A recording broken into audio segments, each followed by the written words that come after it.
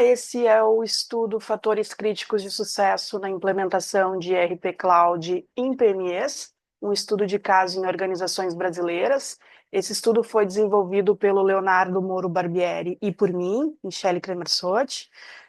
Nós iniciamos esse estudo desenvolvendo uma revisão de literatura com o intuito de identificar quais são os fatores críticos de sucesso que impactam o processo de adoção de ERP Cloud em PMEs brasileiras. E aí, durante esse processo de revisão de literatura, nós identificamos 14 fatores críticos de sucesso que impactam esse processo. Nós categorizamos esses fatores críticos em 3 categorias, de acordo com o TOE Framework, que são as categorias de fatores tecnológicos, organizacionais e ambientais.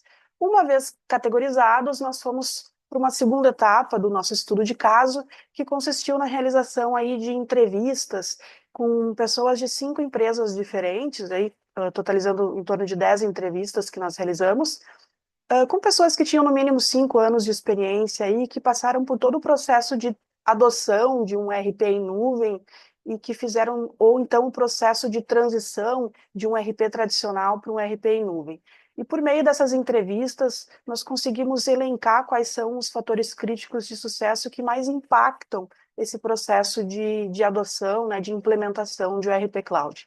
E nós identificamos que no que tange aos fatores tecnológicos, os que mais influenciam são a vantagem relativa e a segurança. No que tange aos fatores organizacionais, o conhecimento em sistema de informação e a flexibilidade de acesso, que vem principalmente devido à questão da Covid-19, a necessidade de acesso de vários locais diferentes, e também atribuída à questão da transformação digital.